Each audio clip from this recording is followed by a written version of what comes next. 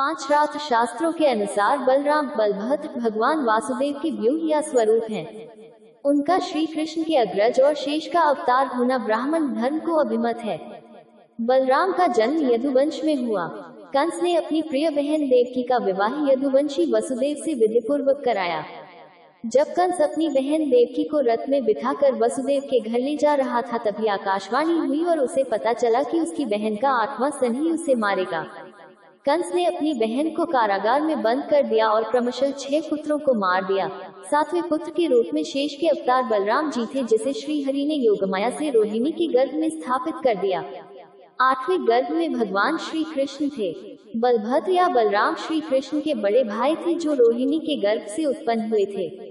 बलराम, हलधर, हलायल, संकर्षण आदि इनके अनेक नाम हैं।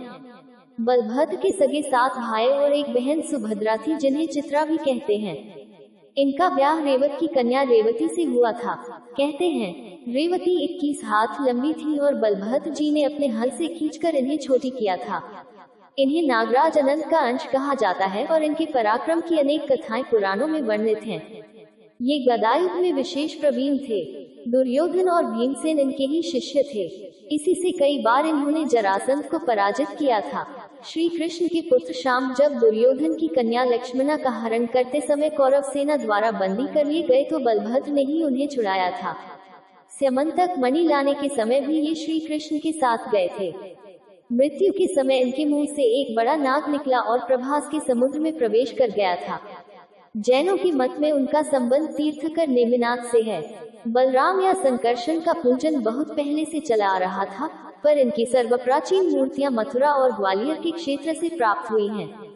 ये शुनकालीन हैं। कुषाणकालीन बलराम की मूर्तियों में कुछ व्यूह मूर्तियां विष्णु के समान चतुर्भुज प्रतिमाएं हैं और कुछ उनके शेष से संबंधित होने की पृष्ठभूमि पर बनाई गई हैं। ऐसी मूर्तियों में वे द्विभुज हैं और उनका मस्तक मंगल चिन्हों से शोभित नागफनों से अलंकृत है।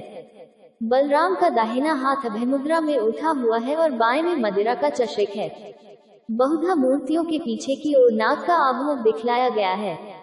कुषाण काल के मध्य में ही व्यूह मूर्तियों का और अवतार मूर्तियों का भेद समाप्त प्राय हो गया था। परिणामतः बलराम की ऐसी मूर्तियां भी बनने लगी, जिनमें नागफनाओं के साथ ही उन्हें हल मूसल से युक्त दिखलाया जाने लगा।